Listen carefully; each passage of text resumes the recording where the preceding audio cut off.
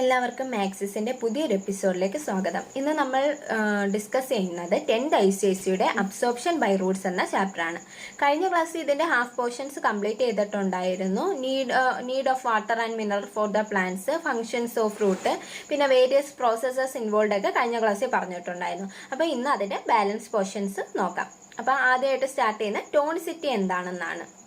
Tonicity relative concentration of the solution that determine the direction and extent of diffusion is called tonicity. അതായത് ഒരു സൊല്യൂഷന്റെ ഡയറക്ഷനെയും extent of ഡിഫ്യൂഷനെയും determine ചെയ്യുന്ന relative കോൺസെൻട്രേഷനെയാണ് എന്തെന്ന് പറയുന്നത്, tonicity എന്ന് പറയുന്നത്. അതായത് ഒരു സൊല്യൂഷനിൽ എത്ര നേരം അതിൻ്റെ ഡിഫ്യൂഷൻ നിലനിൽക്കുമെന്നും അല്ലെങ്കിൽ ആ ഡയറക്ഷൻ, ആ സൊല്യൂഷൻ്റെ എവിടെ നിന്ന് എങ്ങോട്ടേക്ക് മൂവ് ചെയ്യണമെന്ന് ഡിറ്റർമൈൻ ചെയ്യുന്ന ആ സൊല്യൂഷൻ്റെ കോൺസെൻട്രേഷനെയാണ് നമ്മൾ എന്തെന്ന് പറയുന്നത്, ടോണിസിറ്റി എന്ന് പറയുന്നത്. ടോണിസിറ്റി 3 ടൈപ്പ് ഉണ്ട്. നമുക്ക് ഐസോടോണിക്, ഹൈപ്പോടോണിക് ആൻഡ് ഹൈപ്പർടോണിക്. അപ്പോൾ നമുക്ക് ഇതിൻ്റെ ഓരോന്നിൻ്റെ ഡെഫിനിഷൻ എന്താണെന്ന് നോക്കാം. Isotonic solution: the relative concentration of water molecules and the solute on either side of the cell membrane is the same. In such a solution, there is no net movement of water molecules across the cell membrane.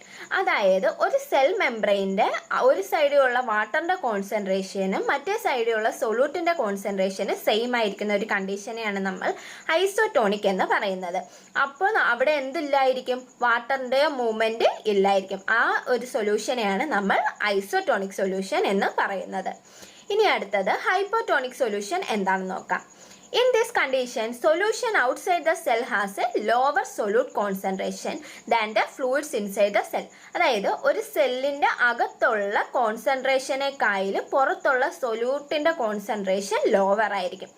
Lower solute concentration എന്ന് വെച്ചാൽ അവിടെ വാട്ടറിൻ്റെ content കൂടുതലായിരിക്കും. അപ്പോൾ അവിടെ വാട്ടറിൻ്റെ movement ആണ് നമ്മൾ എപ്പോഴും ഈ ഡിഫ്യൂഷൻ അല്ലെങ്കിൽ ടോണിസിറ്റിയിൽ പറയുന്നത്. അപ്പോൾ അവിടെ ഹൈപ്പോടോണിക് സൊല്യൂഷനിൽ എന്ത് പറ്റും, പുറത്ത് ലോവർ സൊല്യൂട്ട് കോൺസെൻട്രേഷൻ ആണ്, എന്ന് വെച്ചാൽ വാട്ടറിൻ്റെ അളവ് കൂടുതലാണ്.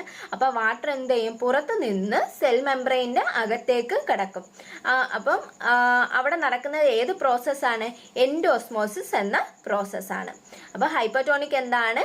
In this condition, the solution outside the cell has a lower solute concentration. അവിടെ lower solute concentration ആയിരിക്കും than the fluids inside the cell. സെല്ലിൻ്റെ അകത്തുള്ള ഫ്ലൂയിഡ്സിനെക്കാളും ലോവർ സൊല്യൂട്ട് കോൺസെൻട്രേഷൻ ആയിരിക്കും പുറത്ത്. അതാണ് ഹൈപ്പോടോണിക് സൊല്യൂഷൻ.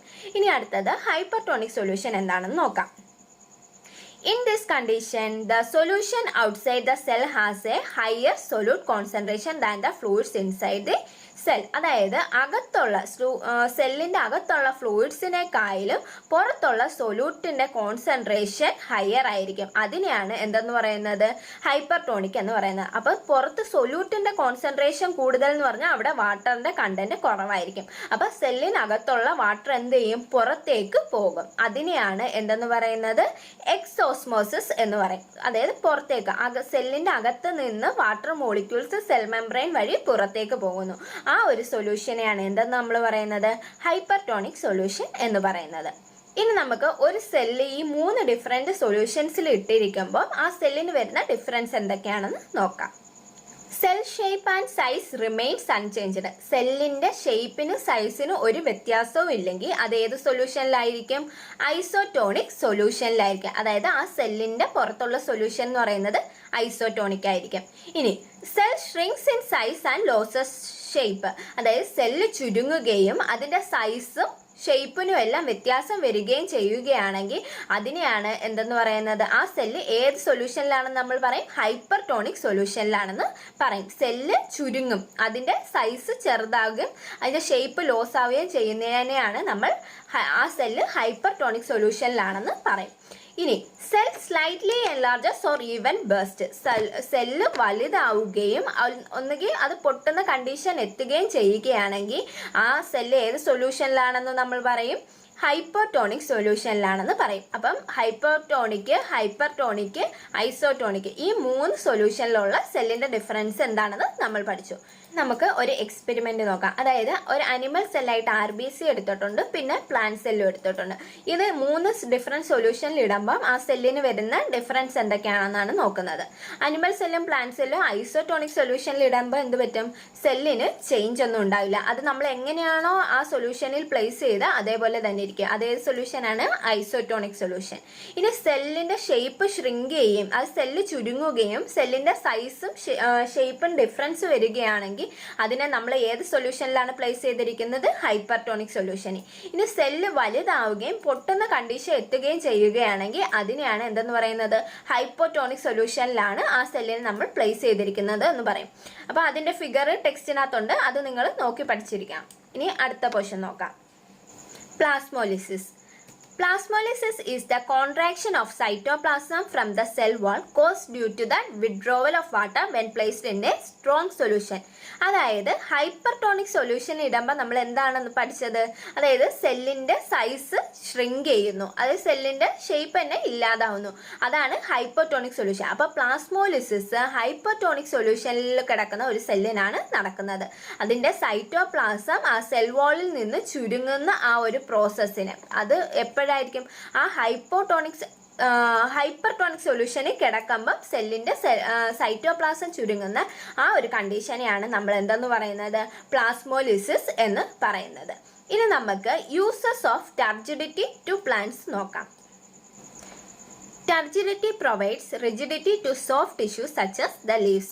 അതായത് പ്ലാന്റ്സിന്റെ ലീവ്സ് ഒക്കെ ചൂട് സമയത്ത് ചുരുങ്ങി വാടി നിൽക്കും. എന്തുകൊണ്ടാണ്?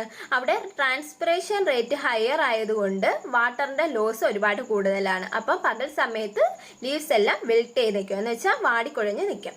ഇനി ഈവനിങ് ടൈം ആകുമ്പോഴത്തേക്ക് ട്രാൻസ്പിറേഷൻ റേറ്റ് കുറയുമ്പോഴത്തേക്ക് എന്ത് പറ്റും? വാട്ടറിന് കൂടുതൽ അബ്സോർബ് ചെയ്യും. അപ്പോഴത്തേക്ക് ആ പഴയ കണ്ടീഷൻ റീസ്റ്റോർ ചെയ്യും, എന്ന് വെച്ചാൽ വാടി നിൽക്കുന്ന ലീവ്സ് ഒക്കെ നല്ല ഹെൽത്തി ആയിട്ട് നിൽക്കാനായിട്ട് എന്ത് ഹെൽപ്പ് ചെയ്യും? ഈ ടർജിഡിറ്റി ഹെൽപ്പ് ചെയ്യും. അതാണ് ടർജിഡിറ്റിയുടെ ഫസ്റ്റ് യൂസ്. ഇനി അടുത്ത യൂസ് എന്താണെന്ന് നോക്കാം. Turgor pressure helps to push through the hard ground. അതായത് നമ്മൾ പുതിയതായിട്ട് നടാനിടുന്ന സീഡ്സ്, പിന്നെ അതേപോലെ മഷ്റൂമിനൊക്കെ എന്ത് വേണം?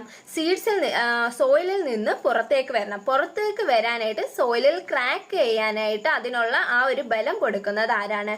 ടർഗർ പ്രഷറാണ് ആ ഒരു ബലം കൊടുക്കുന്നത്. അപ്പൊ ടർഗർ പ്രഷർ എന്തിനും കൂടി ഹെൽപ്പ് ചെയ്യും? അതായത് second use of turgor pressure, turgor അല്ലെങ്കിൽ turgidity. Turgor pressure helps to push through the hard ground. ഇനി അടുത്ത എന്താണെന്ന് നോക്കാം, അടുത്ത യൂസ് എന്താണെന്ന് നോക്കാം.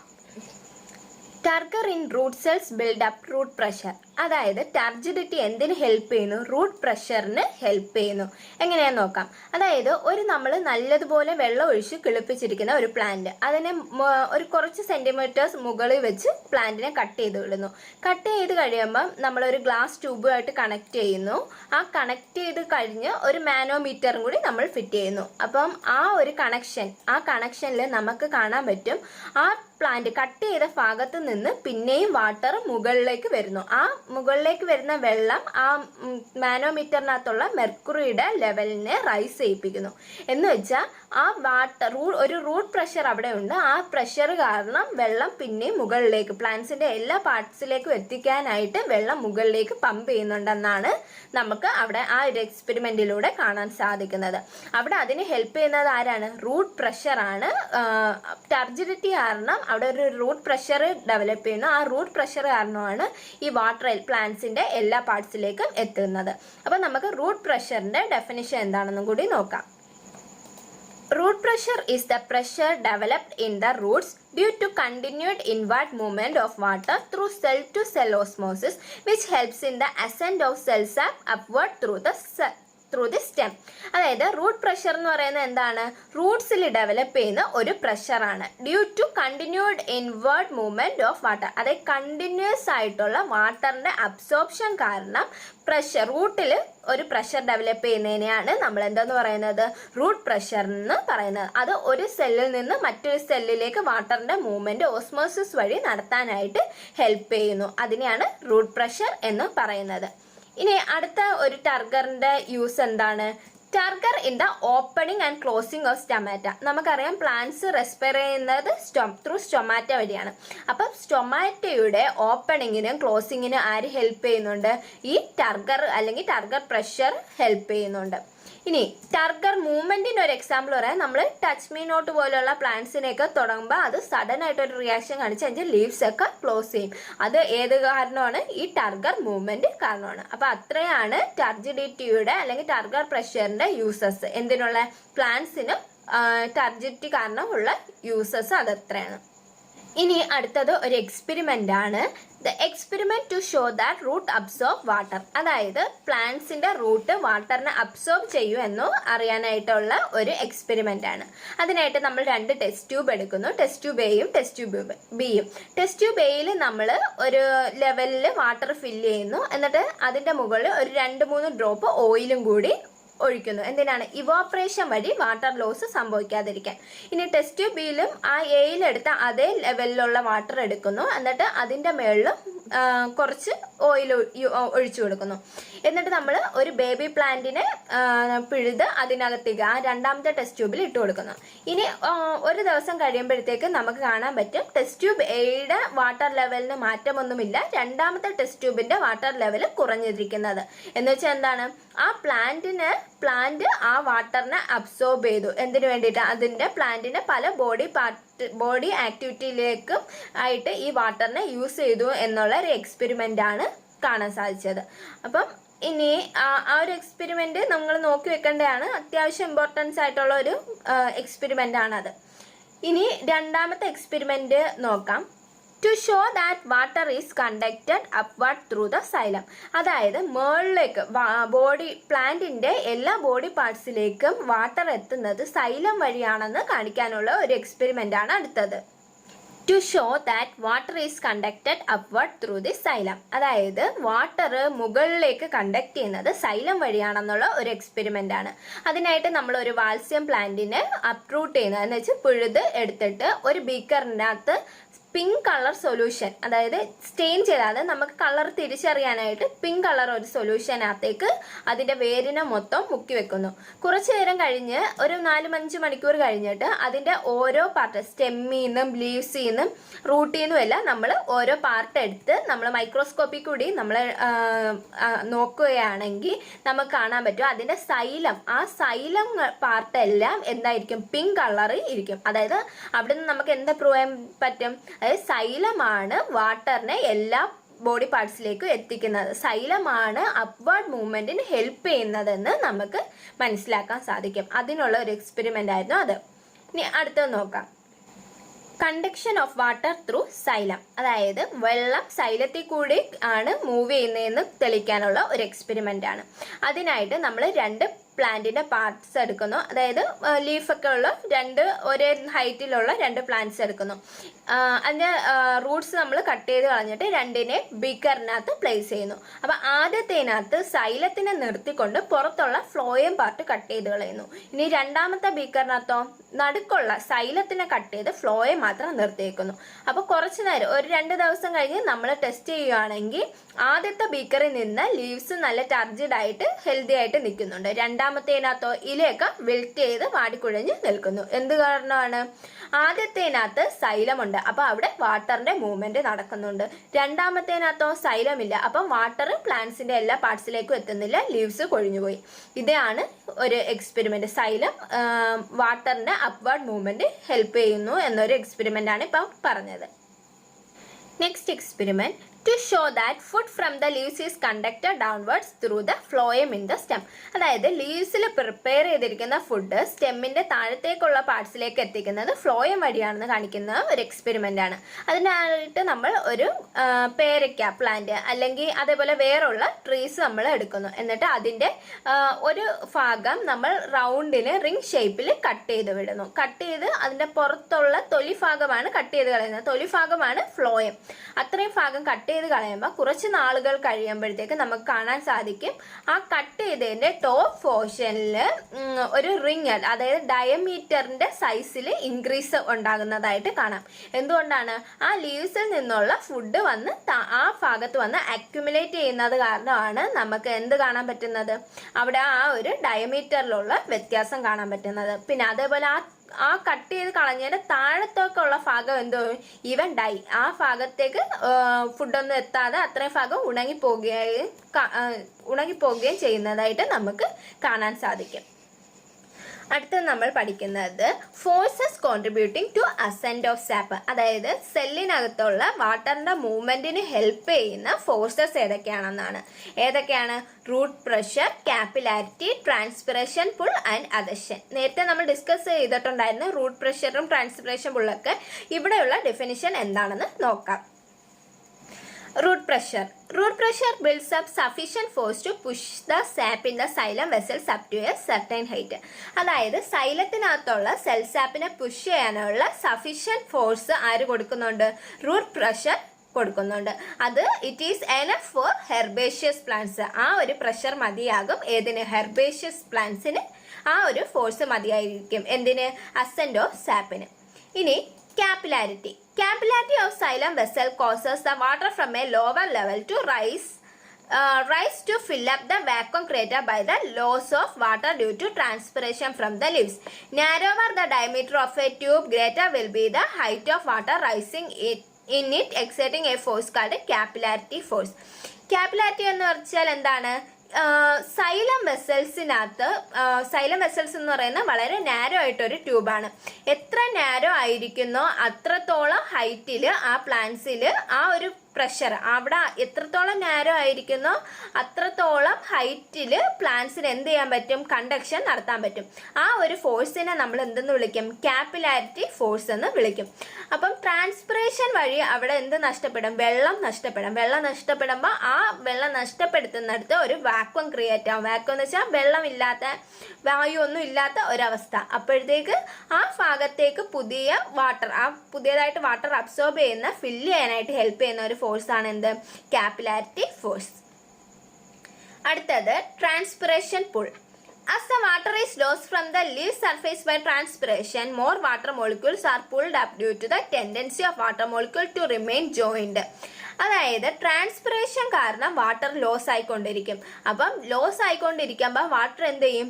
പിന്നെ അബ്സോർബ് ചെയ്തുകൊണ്ടിരിക്കും. എന്ത് കാരണമാണ്? അവിടെ വാട്ടറിനുള്ള ഒരു പ്രോപ്പർട്ടിയാണ് കൊഹഷൻ. അതായത് ഒന്ന് വിട്ട് നിൽക്കാതെ ജോയിൻ ചെയ്ത് പോകാനായിട്ടുള്ള വാട്ടറിന്റെ ഒരു പ്രോപ്പർട്ടിയാണ് കൊഹഷൻ. അത് കാരണം എന്ത് പറ്റും? ഒരു കണ്ടിന്യൂസ് കോളം ഓഫ് വാട്ടർ അവിടെ അബ്സോർബ് ആകും. അതിനെയാണ് എന്തെന്ന് പറയുന്നത്? ട്രാൻസ്പിറേഷൻ പുള്ള് എന്ന് പറയും. ആ ഒരു ട്രാൻസ്പിറേഷൻ പുള്ള് കാരണം വാട്ടറിനെ ഒരു കണ്ടിന്യൂസ് കോളമായിട്ട് പ്ലാന്റ്സിന്റെ എല്ലാ പാർട്സിലേക്കും വാട്ടർ കണ്ടിന്യൂസ് ആയിട്ട് അബ്സോർബ് ചെയ്തുകൊണ്ടേ ഇരിക്കും. ഇനി അദഷൻ എന്ന് പറയുന്നത്, അദഷൻ ഫോഴ്സ് എന്താണെന്ന് നോക്കാം. It causes the water to stick to the surface of the cell. വാട്ടറിനെ സെല്ലിന്റെ സർഫേസിലായിട്ട് സ്റ്റിക്ക് ചെയ്ത് നിർത്തുന്ന ആ ഒരു ഫോഴ്സിനെയാണ് നമ്മൾ അദഷൻ എന്ന് പറയുന്നത്. Drawing more water molecule from below when the leaf cells lose water during transpiration. Transpiration വഴി വെള്ളം നഷ്ടമാകുമ്പോൾ പ്ലാന്റ്സ് എന്ത് ചെയ്യും? കൂടുതൽ വാട്ടറിനെ അബ്സോർബ് ചെയ്യുന്നത് എന്ത് കാരണമാണ്? ഈ ഒരു അദഷൻ എന്ന് പറയുന്ന ഒരു പ്രോപ്പർട്ടി ഉണ്ടായതുകൊണ്ടാണ്. ഈ അദഷൻ കാരണമുള്ള ഫോഴ്സ് ഹയർ, അതായത് നല്ല നീളമുള്ള പ്ലാന്റ്സിനൊക്കെ വെരി ഹെൽപ്ഫുൾ ആണ്. എന്ത് കാരണമാണ്? ഇത്ര ഹൈറ്റിലേക്ക് വാട്ടറിനെ എത്തിക്കാനുള്ള ആ ഒരു ഫോഴ്സ് നൽകുന്നത് ഈ അദഷനും ട്രാൻസ്പിറേഷൻ പുള്ളും കാപ്പിലാരിറ്റി റൂട്ട് പ്രഷറും എല്ലാം കൂടി ചേർന്നിട്ടാണ്. അപ്പോൾ ഇനി ഡൗൺവേർഡ് മൂവ്മെന്റ് ഓഫ് സാപ്പ്, അതായത് സെൽസിനകത്തുള്ള വാട്ടർ മോളിക്യൂൾസ് എങ്ങനെയാണ് താഴത്തേക്ക്, അതായത് അല്ലെങ്കിൽ ഫുഡ് പ്രിപ്പയർ ചെയ്യുന്ന ലീവ്സിൽ നിന്ന് താഴത്തേക്ക് ഏത് ഫോഴ്സ് മുഖേനയാണ് എത്തുന്നതെന്ന് നോക്കാം. It is relatively simple. The food manufactured in the leaves is dissolved in water. പ്ലാന്റ്സിന്റെ ലീവ്സിലെ ഫുഡ് പ്രിപ്പയർ ചെയ്യുന്നത് വാട്ടറിനകത്ത് ഡിസോൾവ് ആയിരിക്കും. അതെന്ത് ചെയ്യും? താഴത്തേക്ക് ഫ്ലോ ചെയ്യും. എന്ത് കാരണം? ഗ്രാവിറ്റേഷണൽ ഫോഴ്സ് ഉണ്ടായതുകൊണ്ട് പ്ലാന്റ്സിന് ഡൗൺവേർഡ് മൂവ്മെന്റ് എളുപ്പമാണ്. പക്ഷെ പ്ലാന്റ്സിന്റെ റൂട്ടിൽ നിന്ന് അബ്സോർബ് ചെയ്ത വാട്ടറിന് മുകളിലേക്ക് എത്തണമെങ്കിൽ പലതരം ഫോഴ്സുകൾ ആവശ്യമായിട്ട് വരും. ഇപ്പം നമുക്ക് ടെക്സ്റ്റിനകത്തുള്ള ഒരുമാതിരി എല്ലാ പോർഷൻസും തന്നെ കവർ ചെയ്തിട്ടുണ്ട്. ഇനി അടുത്തതായിട്ട് നമുക്ക് കുറച്ച് ഇമ്പോർട്ടൻറ്റ് ക്വസ്റ്റ്യൻസ് ഏതൊക്കെയാണെന്ന് നോക്കാം. First question, the condition of a cell placed in a hypotonic solution. Hypotonic സൊല്യൂഷനിൽ ഇരിക്കുന്ന ഒരു സെല്ലിന്റെ കണ്ടീഷൻ എന്താണ്? ഇത് നമ്മൾ നേരത്തെ പഠിച്ചായിരുന്നു. ഏതായിരുന്നു? Turgidity. Turgidity is the condition of a cell placed in a hypotonic solution. ഇനി അടുത്തത്, process by which intact plant lost water in the form of droplets from the leaf margin. പ്ലാന്റിന്റെ ലീഫ് മാർജിനിൽ നിന്ന് വാട്ടർ ഡ്രോപ്ലെറ്റ്സ് ആയിട്ട് വാട്ടറിനെ നഷ്ടപ്പെടുന്ന ഒരു അവസ്ഥയെ പറയുന്ന പേരെന്താണ്? ഗട്ടേഷൻ. അത് നമ്മൾ ഡിസ്കസ് ചെയ്യാത്ത ഒരു ടോപ്പിക് ആയിരുന്നു. എന്താണ് ഗട്ടേഷൻ? നോക്കാം. Guttation is the process by which intact plant lose water in the form of droplets from the leaf margin. പ്ലാന്റ്സിന്റെ ലീഫ് മാർജിനിൽ നിന്ന് വാട്ടർ ഡ്രോപ്ലെറ്റ്സിന്റെ ഫോമിൽ നഷ്ടപ്പെടുന്ന ഒരു പ്രോസസ്സിനെയാണ് ഗട്ടേഷൻ എന്ന് പറയുന്നത്. അത് എന്ത് കാരണമാണ് ഉണ്ടാവുന്നത്? റൂട്ട് പ്രഷർ കാരണമാണ് ഗട്ടേഷൻ ഉണ്ടാകുന്നത്. അപ്പൊ ഗട്ടേഷൻ ക്ലിയർ ആയെന്ന് വിചാരിക്കുന്നു. ഇനി അടുത്ത ക്വസ്റ്റ്യൻ നോക്കാം. Process by which water enters root hair. Root ഹെയറിലേക്ക് വാട്ടർ എൻറ്റർ ചെയ്യുന്നത് ഏത് പ്രോസസ് വഴിയാണ്? Osmosis is the process by which water enters root hair. Root ഹെയറിലേക്ക് വാട്ടർ എത്തുന്ന പ്രോസസ്സാണ് ഓസ്മോസിസ്. ഇനി the tissue concerned with the upward conduction of water in plants. കുറച്ച് മുമ്പേ നമ്മൾ പറഞ്ഞേ ഉള്ളൂ, വാട്ടറിന്റെ അപ്വേർഡ് മൂവ്മെന്റിന് ഹെൽപ്പ് ചെയ്യുന്നത് ഏത് ടിഷ്യൂസ് ആണ്? സൈലമാണ്. ഏത്? Xylem. Xylem is the tissue concerned with the upward conduction of water in the plants. ഇനി the term for the inward movement of solvent molecule through the plasma membrane of a cell. ഒരു സെല്ലിന്റെ plasma membrane വഴി solvent molecules move ചെയ്യുന്ന process ഏതാണ്?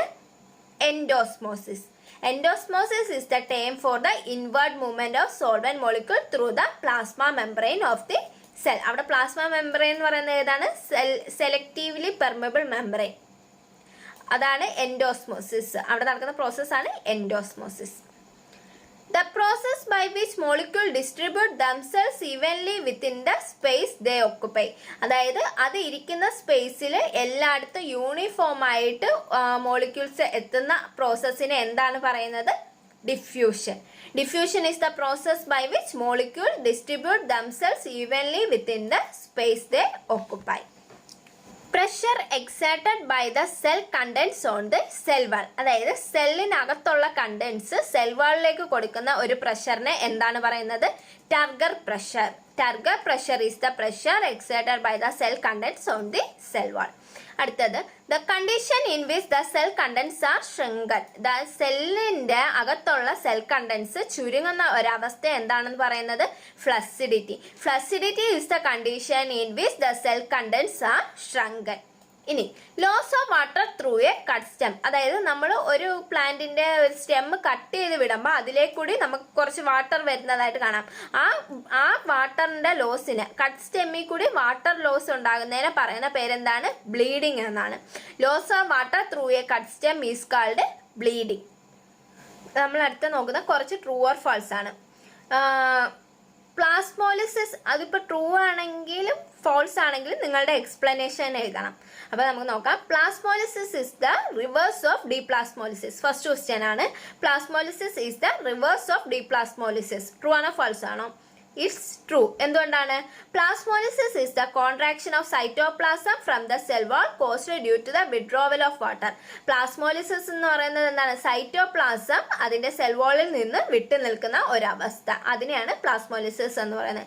ഇനി ഡിപ്ലാസ്മോളിസിസ് എന്ന് പറയുന്നത് water തിരിച്ച് എൻ്റർ ചെയ്ത് പ്ലാന്റ്സിന്റെ സെൽ വാളെല്ലാം ടർജിഡ് ആകുന്ന ഒരു കണ്ടീഷനെയാണ് എന്തെന്ന് പറയുന്നത്? ഡിപ്ലാസ്മോളിസിസ് എന്ന് പറയുന്നത്. അപ്പോൾ അത് രണ്ടും റിവേഴ്സ് പ്രോസസ് ആണ്. ഇനി guttation is another name for bleeding in plants. അതെന്താണ്? ഫോൾസ് ആണ്. ഗട്ടേഷനും ബ്ലീഡിങ്ങും രണ്ട് ഡിഫറെൻ്റ് ആണ്. നേരത്തെ ഗട്ടേഷന്റെ ഡെഫിനേഷൻ പറഞ്ഞത് എന്താണ്? ലീവ്സ് മാർജിനിൽ നിന്ന് വാട്ടർ ഡ്രോപ്ലെറ്റ്സിന്റെ രീതിയിൽ വാട്ടർ ഡ്രോപ്ലെറ്റ്സിന്റെ ഫോമിൽ വാട്ടറിനെ നഷ്ടപ്പെടുന്ന അവസ്ഥയാണ് ഗട്ടേഷൻ. അത് ഏർലി മോർണിംഗ്സിലായിരിക്കും ഹാപ്പൻ ചെയ്യുന്നത്. ഇനി ബ്ലീഡിംഗ് എന്ന് പറയുന്നതോ, ഒരു പ്ലാന്റിന്റെ ബോഡിയിൽ മുറിവുണ്ടായാൽ ആ ഭാഗത്ത് നിന്ന് വാട്ടർ ലോസ് ആകുന്ന പ്രോസസ്സിനെയാണ് ബ്ലീഡിംഗ് എന്ന് പറയുന്നത്. ഇനി If the phloem of a twig is removed, keeping the xylem intact, the leaves of a twig wilt. അതായത് ഒരു പ്ലാന്റിന്റെ ഫ്ലോയത്തിനെ കുറച്ച് കട്ട് ചെയ്ത് കളയും, സൈലത്തിനെ അതേപോലെ നിർത്തുകയും ചെയ്താൽ ലീവ്സ് വാടും. എന്താണ് നേരത്തെ നമ്മൾ ഡിസ്കസ് ചെയ്തായിരുന്നു ആൻസർ എന്താണ് false. Because the leaves of the twig remain turgid since xylem is intact and xylem is responsible for water conduction in plants. അവിടെ xylem വഴി വാട്ടർ പ്ലാന്റ്സിന്റെ എല്ലാ പാർട്സിലേക്കും എത്തുന്നുണ്ട്. അതുകൊണ്ട് ലീവ്സ് എന്ത് ചെയ്യും, അതേപോലെ വാടാതെ അതേപോലെ തന്നെ നിൽക്കും. അപ്പോൾ പ്ലാന്റ്സിന് പ്രത്യേകിച്ച് മാറ്റങ്ങളൊന്നും സംഭവിക്കില്ല. അടുത്തത് വളരെ ഇമ്പോർട്ടൻ്റ് ആയിട്ട് ഒരു ക്വസ്റ്റ്യൻ ആണ്. Dry seeds when submerged in water swells up due to endosmosis. അതായത് നമ്മൾ ഡ്രൈ സീഡ്സ് വാട്ടറിൽ ഇട്ടിരുന്നാൽ അത് സ്വെല്ല് ചെയ്ത് വരുന്നത് എൻഡോസ്മോസിസ് മുഖേനയാണെന്നാണ്. അത് ട്രൂ ആണോ ഫാൾസ് ആണോ? It's false because dry seeds when submerged in water swells up due to imbibition. Imbibition കാരണമാണ് അവിടെ എന്ത് ചെയ്യുന്നത്, ഡ്രൈ സീഡ്സ് സ്വെല്ല് ചെയ്യുന്നത്. ഇനി കുറച്ച് ഡിഫറൻസസ് ഉണ്ട്, അത് നിങ്ങൾ തന്നെ ടെക്സ്റ്റിൽ നോക്കി എഴുതി പഠിക്കേണ്ടതാണ്. ഞാൻ നേരത്തെ ക്ലാസ്സിലും ഇപ്പോഴത്തെ ക്ലാസ്സിലും കൂടി ചേർത്ത് അതിൻ്റെ എല്ലാം ഡെഫിനിഷൻ പറഞ്ഞിട്ടുള്ളതാണ്. ആ ടോപ്പിക് ഏതൊക്കെയാണെന്ന് നോക്കാം. ടർഗർ പ്രഷറും വോൾ പ്രഷറും തമ്മിലുള്ള ഡിഫറൻസ് നോക്കണം. ഗട്ടേഷനും ബ്ലീഡിങ്ങും, ടർജിഡിറ്റി ഫ്ലസിഡിറ്റി, എൻഡോസ്മോസിസ് എക്സോസ്മോസിസ്, ഓസ്മോസിസ് ഇംബിബിഷൻ, ഡിഫ്യൂഷൻ. ഇത്രയും ഡെഫിനിഷനും അതിൻ്റെ ഡിഫറൻസ് നിങ്ങൾ തന്നെ പഠിക്കേണ്ടതാണ്. അപ്പോൾ നമ്മൾ ഈ അബ്സോർപ്ഷൻ ബൈ റൂട്ട്സ് എന്ന ചാപ്റ്റർ കംപ്ലീറ്റ് ചെയ്തിരിക്കുകയാണ്. എന്തെങ്കിലും ഡൗട്ട് ഉണ്ടെങ്കിൽ നിങ്ങൾക്ക് കമൻറ്റ് ബോക്സിൽ പറഞ്ഞേക്കാവുന്നതാണ്. അപ്പം താങ്ക് യു.